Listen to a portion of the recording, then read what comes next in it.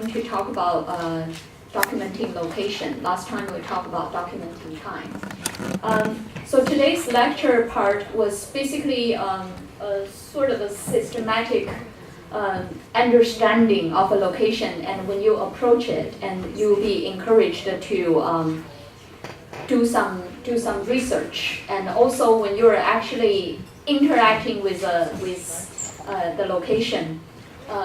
Like last time, when you were watching in Big Trouble, do you remember that the camera, when it's shooting outside the building where the residents were fighting, and there was a very long take that was very interesting in showing the location and how the people were interacting with the location. So my assistant Bo here will be filming this lecture, and then later on for the students who are not here, and they can watch it on YouTube. For the second half of the class, I want to show you a documentary, sort of a longer documentary called This Pair, which is made by Melanie Wang a few years back, and it's her first documentary, and it's made as a graduation work. She didn't join this graduation, she didn't join the documentary class, she just made it about her mother and her grandmother, which was also the which won the biggest prize in the IFVA Independent Short Film Competition. And later on, I'm going to talk about the screening this Sunday, just see if you're interested to join. Okay. Here, when you are living in a city, and usually the city has a shape. So you have some very old cities like Tokyo or Paris or Moscow. These are the cities that's having a structure along water. And when you have a flat piece of land, and like London and was built around that. And when you have a big piece of land like in Moscow, and then you would have these circular kind of structure in a city. And one of the things that you could use to find out about the city's shape is if it has subway. The subway map usually says a lot about how the city is structured. When we're talking about cities like New York or Hong Kong, and then they are the so-called metropolis. And the thing about the metropolitan city is that it does not just have one city center, it has multiple city centers. Usually these multiple city centers are characterized by shopping malls. Okay, nowadays we're talking about. So here's, you could have this kind of city, and then some of the city are like squares. You don't see these kind of city anymore, but then if you have a chance to visit the older capital of China, Xi'an, for example, it still has a very complete square city wall, and then all these streets were north to south and east to west. They were very, very straight. And so it's very easy to find a way. But then when you're in a city in Beijing, and it's almost like that, but it builds the highway around. So you're talking about Yihuan, Erhuan, like the circle is the most inner circle, and then there's a second highway circle, there's a third, and it goes out like that. Sometimes the city gets too big. The metropolis city like New York, and people would find themselves have a very convenient life if you live there, and within like a few streets you have all the things that you need, grocery shops and the hair salon and all the services that you need over here. And for me, living in Hong Kong is really easy because festival work is good enough for me, and it fulfills all my needs basically. Knowing a bit of the history of the city, especially when you are going out to shooting, and it's very necessary. Yeah, because you need to film the landmark of that city. You need to know where it is and study it a little bit. I hosted a group of 9 German students 2 years ago in the summer. They came here, they only have 9 days, and each of them are supposed to make 30 minutes documentary that's going to be broadcast on TV, like when they go back home. So it's a very tight schedule, and then everybody did their research beforehand. That helps. Some people even fund their interviewees, like through email, and so that would be also necessary. And the signs in the streets are also very important. These are signs that a girl student of mine designed, which change the usual like a male figure into the female figure, like a wet floor, and then it's a girl in the dress who's sleeping. And so cities are defined by such words as path, edges, districts, nodes. Nodes was like a sort of a group of places and landmarks, and signs usually point to this. And so if you're in the city, can you guys stop talking? What's the problem there? What's wrong? Yeah, if you're late, and don't look for it, because whenever you sign it, it's the same, right? And you're already here, and I wouldn't even know when did you sign. Yeah. So if you film the signs, that would be able, like you'll be able to use these signs as a cutaway shot. Like if you're in Paris and then you have a road sign in French, and then the signs are designed differently. Usually you ignore this kind of thing, you don't film it, you think, okay, signs are everywhere, but then the signs everywhere, they're different. So signs also shows the different look of a city. The other thing about location is that once you had these locations in mind, for example, this one, and this one, and when you're looking at these pictures, you don't actually see the lines and orientations of these pictures very clear because they have a lot of gray in there. So if you choose a location for filming, and this is true for both documentary and fiction film shooting, if you draw out the lines, like the major vertical lines, horizontal lines, and the diagonal lines, you will see the picture, the orientation within the picture much more clearly. So bear this in mind, and then when you pick a location for interview, for example, like some of you write in your notes and then say, documentary is supposed to be a true story or whatever. But then there are lots of things are acceptable as truth. You could interview somebody, you could ask this person, and where is your usual hangout place, for example. And then you as the filmmaker, you could choose the hangout place that's supplied by the other person. And then you could still do the framing yourself for this. And these are very, very important. The film festival I went to last weekend, there was a film about 4 lesbian women who find a gay man to marry, and because they had lots of pressure to get married from their parents and from the neighborhood and from their friends, etc. So that film was considered an ugly film. It's because the filmmaker didn't really have a sense of framing, and it actually looks very real. I actually like that film, but then the filmmaker got several comments from the audience and say, how can you make your film so ugly? And then you would know that sometimes when you have the framing really messy, it already cannot communicate to certain audience member anymore.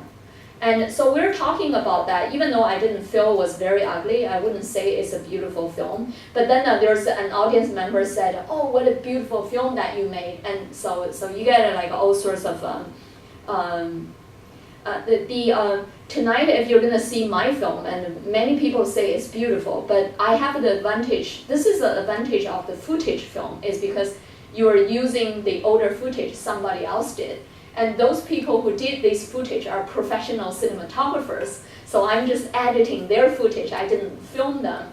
But then when you go out with your own camera, and how do you do the framing to make it more interesting? And these are the things that matters. So I have a little class note called shooting methods, and I hope you, how many of you have downloaded all the notes already?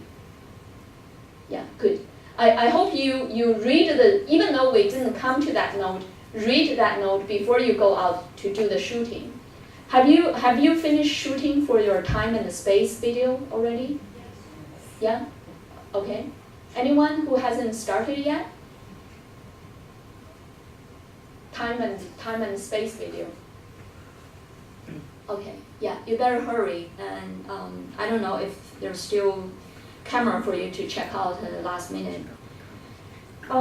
So here is a map of a novella by Garcia Marquez, the Nobel Prize winning novelist, and the novella's title is Chronicle of a Death Foretold. And I want you to compare this to this map, which is also the map of the same novella. And if you compare them closely, you would see that here is number one is the protagonist San Diego's home, and he was murdered right at his home.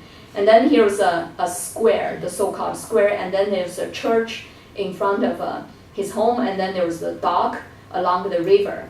And here for this one, you also see the river in a similar place, and then there's a San Diego's home, and then San Diego's home right here, there's a square, there's a church.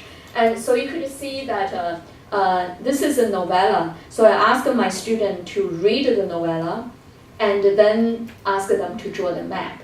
So, and when I compared they have all different styles in drawing, but then when you compare the map, and all these places like the milk house, Maria's home, or the meat market, etc., and they all sort of fall into different same places in the same relation.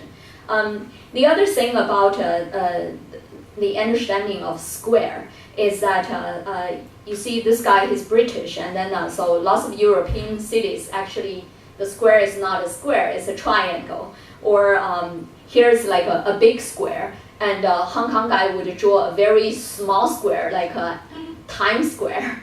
And so these are the things that's like specific to each city when they are different. And so what I'm suggesting here is that when you're doing the filming, even when you're filming a documentary, and it would be very helpful, like for the major location that you're visiting, you somehow like draw a sketch of it, and then when you're filming this person walking, you don't just like follow this person behind. You could like shoot from the side, but then how do you decide whether you're gonna shoot from, like if this person is walking like this, should you place the camera here or should you place the camera on this side? So this is also the kind of question you need to ask yourself when you're doing a fictional film shooting. And so here was, I'm going to come back to this question a little bit later. Here's the architectural spaces. And we could not understand the space just by staring at it. We need to walk the space in order to, when we're moving, we're looking around, and then we understand that space. So this is what the space video is about. I said, no editing. So 1 minute. So if you put your camera there, not moving your camera, and then you try to convey the message of the space, I guess the way you could do was if there are lots of people from like moving in the same space from different directions, and then you could still present but there has to be walking. Without the walking, you don't get the space. Okay, you get it? Otherwise, you carry the camera and then you go around the space. You make us understand. But sometimes if you take too much of a detour, and the audience are still confused with the space and how the space was constructed. So, so here, this guy, and he said, the architectural spectacle at once offers itself to the eye. You follow an itinerary, and the view develops with great variety. You play with the flood of lighting illuminating the walls or creating half-lights. So he's talking about entering into a building. And when you're entering into a garden or some space that the itinerary means, like usually we only see this word when we're having a flight itinerary. Like today you're flying from Paris to Tokyo and then back to New York, something like that. But here the itinerary is actually the route, the routine. So for your space video, it would be very, very useful if you walk the space in a few different ways, and then you mark it down on your piece of paper and then say, this time I walked it this way, and next time I'm going to walk straight and look back. So mark it down, and then because you can only submit one video to me and select your best video. And from this video, you need to make the space clear. Like, so we saw your 1 minute video, we really understand the space. We understand what kind of space, who is hanging out there, or how did you walk the space, why you're attracted to that space. Does that space has some kind of atmosphere that was different from other places. Okay. The other thing is that when you have a really big street, it's usually very difficult to film. It doesn't look good on film. And on the contrary, if you have a very narrow lane, and it's easy because the camera somehow always has a little bit of wide angle. It makes the actual space look bigger than before. So that's why, like, you look at Wang Kawei. You look at Wang Kawei's Fallen Angel, and it's always in a very, very small apartment. And he's using a 9.8 wide-angle lens to shoot. Why? And as he jokingly said, he said, Hong Kong is too small, too narrow, too crowded. I want to make Hong Kong looks a little bit bigger. But then at the same time, you know exactly he's using wide angle because the face was distorted. The character's face were distorted. So here was like when you're doing location scouting, you must understand that this kind of space is very open, and some of the space are more closed. And I'm not saying the open space are better than the closed space or the vice versa, but I'm saying that you need to take a rhythm of different kind of spaces, and then so visually we're not bored. We're looking at some spaces, like if you stay in a room for too long, you must let us breathe, and then you take us out for a minute. So this is something very important in editing. The other thing was also, we talked about time, we talked about lighting, and then do you think this one is a morning light? Similar question again. How many of you say this is morning?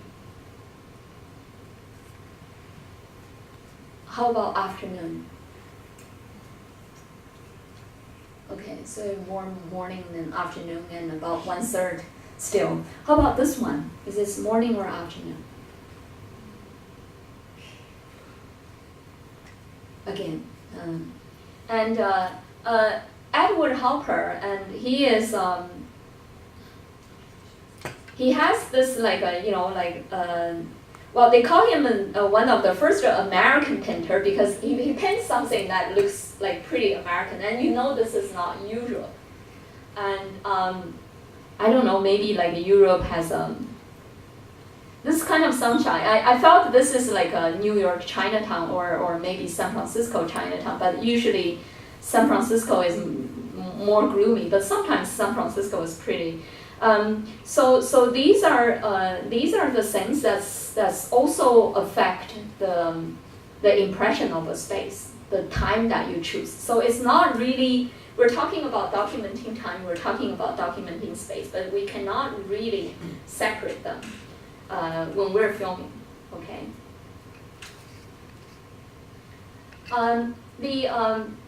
The thing about moving was that the light changes in a location can indicate the pass of time. So if you're going back to the same location for more than once, you could choose different time of the day and exactly the same position. That offers you the possibility of just dissolve one time to the other to indicate time passed without using a clock, without using the title to say now it's 6 p.m. and then it's 8 p.m. So the color and tones, and then you may want to study that a little bit when you're filming the space as well. The other thing is to map out the space.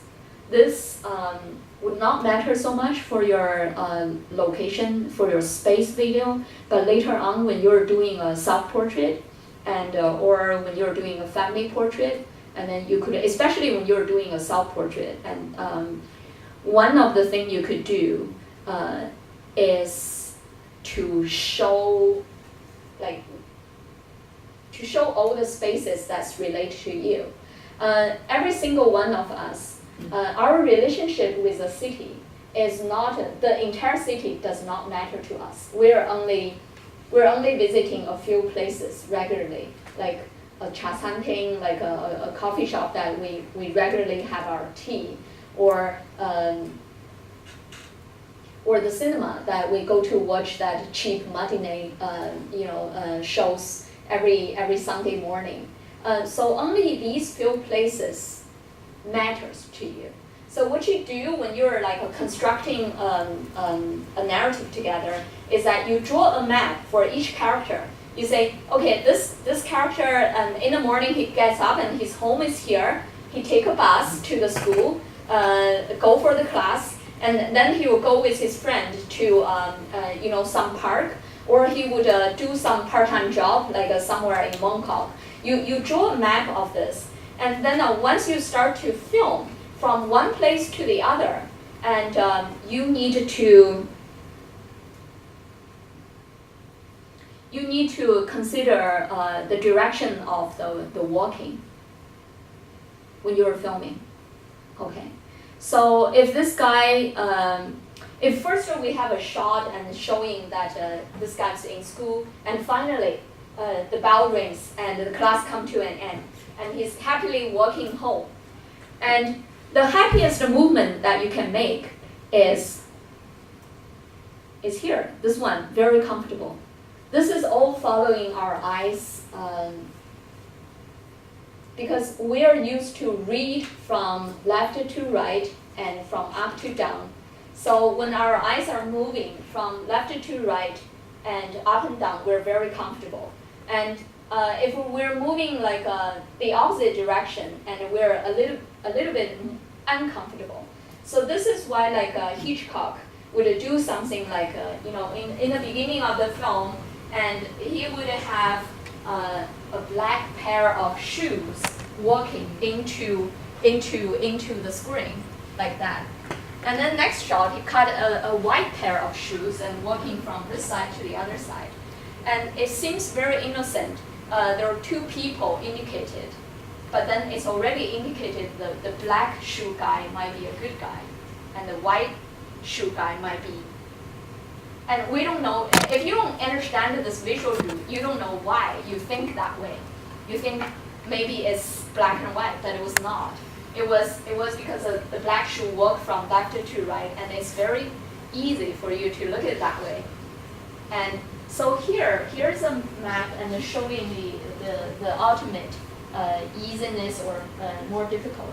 the easiness, so if you want to show somebody's happy, because we are like, even when we're doing a documentary, we're doing the reality, we're not changing the reality, but you still have a camera and you're in charge of your frame. You are in charge of the movement within your frame. So if you want to show like a happy couple of friends and running downhills, let them run this way, because it's the easiest way for our eye is from left to right, from up to down, and then we see they're very happy, even though they're not laughing, not smiling, but then just because they're running this direction. The most difficult is opposite. You're moving from this spot to this spot. But of course, you could have these two spots and then these two directions, and there are number 2 and 3, and in between when you have so when you're watching a movie like the red balloon, for example, the boy was holding on to a balloon, and then you see him going to different directions in the same frame, and you say, why? Okay, that has 2, like, what's your question? Where are you filming then? Where are you standing as a? This is your frame. So. These are maybe the characters or objects moving within the frame. We're just talking about the frame. So when you're filming and you're just staring at your little monitor, that's your frame. Clear? Yeah? Okay. So let's say I'm filming right here, and a student comes in late. If I want to show this student is a good student, and then I would let the student walk in from there, and just a horizontal line and sit down, and it's not so bad. But if I want to make the students a little bit more disturbing, I would film the student out. I'll direct the student and walk from here in and going up and going zigzagging up, and then clear? Yeah? Okay? So these are the techniques, because usually when you're filming, you're like, I have too many things to deal with, right? And then there are lots of people around me, and maybe that policeman was not like allowing me to shoot behind your monitor and see what's going on in your monitor until people stop you. But then of course you observe, you look around a little bit, and then you know. And when I went out to film, I asked you a question last time. I said, when do you start to shoot and when do you stop? And then, for example, there's the completion of action when you're shooting in a street. My friend's way of doing it is she's filming the street. Street is in front of me, and then one car goes in this way. She did not stop. She waited until another car goes in this way. So you could cut in the middle, but then you have the option of this. Let's say you're filming for your documentary, so sometimes there's things that happen and that are not in your control, and let's say there's a car that comes from that way and there's no other car. Would you like flip the image just to make No. Is that no? No, Is that something you No, do? no, you don't. You just keep it that way, because here we're talking about a single shot. And then when we're coming to the editing, and then there's a bunch of shots. So if you want to create tension, and then say if you want to relax, and then so here horizontal, and then diagonal. This is a contrast. And then diagonal. This is not contrast, but vertical. This is a contrast again. So it's, you're doing this cutting in between the shots. When you're filming, and when we're only talking about when you're in control, when you do have a choice. Say, you're filming her, and then you could choose to stand on this side of her or this side of her. They both look good. The background also look good, and then you could do both even. That gives you more possibility in editing. But then when you're coming to the editing table, never mind about your footage anymore. and then just put your mind in there, see what's in front of you, and then which shot you put after which shot. Okay, that was a general rule, but then mostly people actually mind about this, the movement instead of like the single movement showed in this figure over here. Okay. The other thing about the space is interior spaces and exterior spaces and large windows. They're usually interesting because you see there are many lines over here.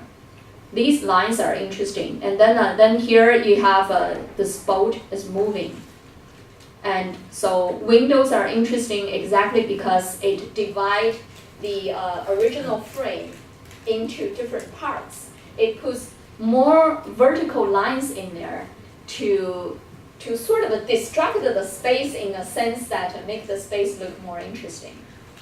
Okay, so that's why like when you're doing an interview, if you the most boring shot is you put this person in front of a white wall, and you make them stand like that.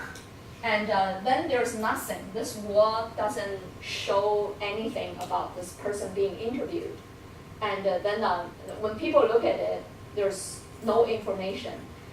Unless you want to do something like, we're going to have Tammy Chang later on, and then she has a film called Ask. And in that film, because she intercuts between children, and when she intercuts between children, she doesn't do dissolve anymore. And so you have the white wall, and it's a consistent background. When you're doing cutting, it doesn't even show, unless it's for that purpose. Usually, I would, when I go to people's home to film people, I will look around and see the lighting first, and then see whether I could include a window or half a window into the frame. The window, exactly because it breaks up the original framing space, and then it adds lots of things interesting. And there might be something, the trees might be moving, and then there might be something, the rain or something outside of the window, which makes your background changing in a sense, make it more interesting. Okay.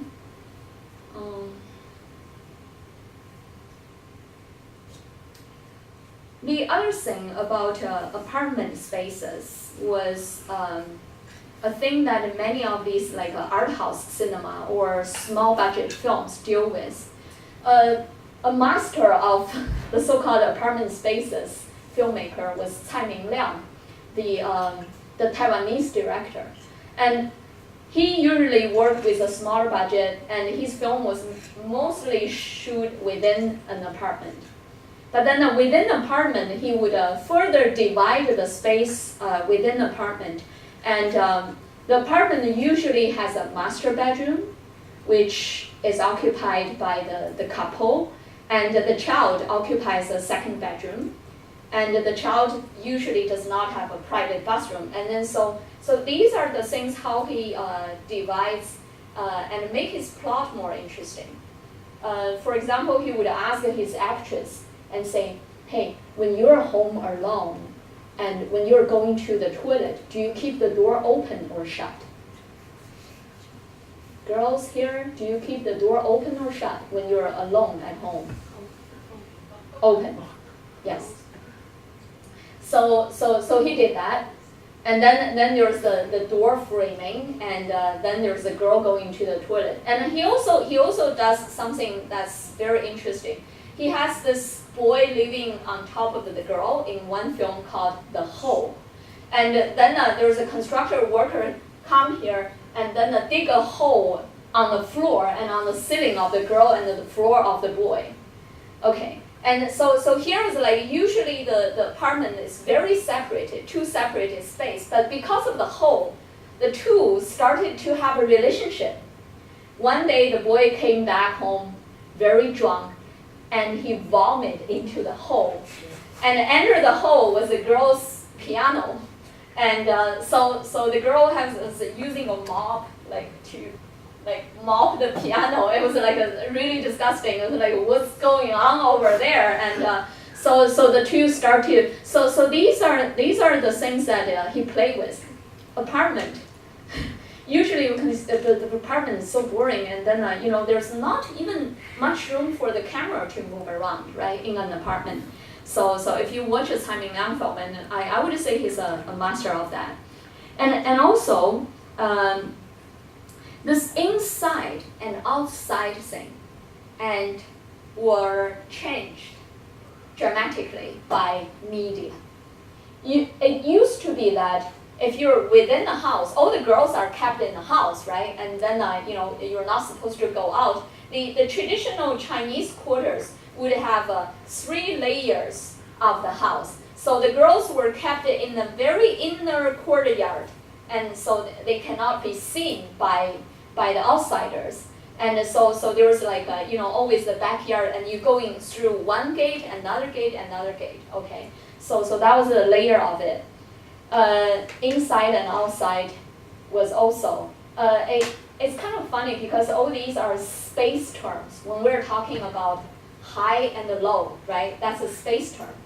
But when we're talking about high culture and low culture, high society and low society, and it becomes a social term. It becomes something having something to do with your status. When we're talking about in and out, like you're inside my circle or you're outside my circle. I'm an outsider to Hong Kong, or I'm an insider of the film industry, but somehow I'm outsider of this and that. And then so this insider and outsider thing having something to do with the inside and outside, and how do you film that? So this is something would make your film more interesting. The other thing was. Before, like when photography was first invented, people take the camera around to Africa and then take a picture of an African people and make a postcard, and then the postcard becomes something like a print. It's not like a photograph anymore. Once the postcard was flying around, everybody see this like a black woman in a village, right?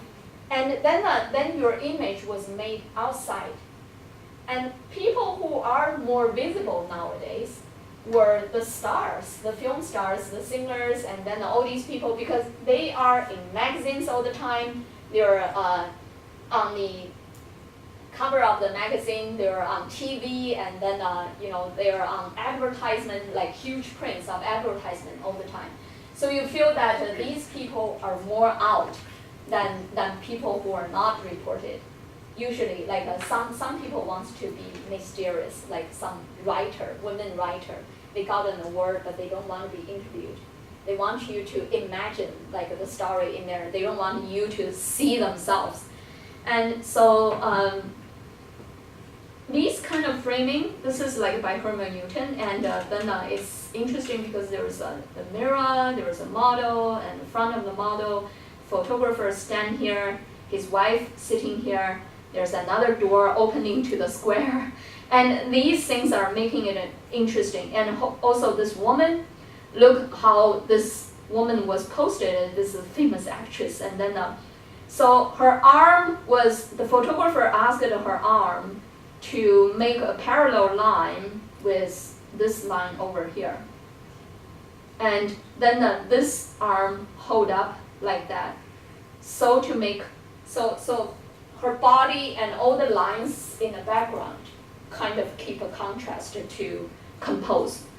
So when you're doing your documentary filmmaking, and when you can still play with this, because there's the experimental kind of the private versus the public was also defining your camera work, whether you're peeping or whether you're looking openly. Is it a more private space or is it more open space? So you have to have an understanding of these yourself. People always have a curiosity of the more private space. And you as a filmmaker, you must understand this. And why are you doing that? Why you're using your camera invading into a private space, and then you must, because the audience will follow your camera and to see what you see. So you must sort it out yourself. Okay. And any questions?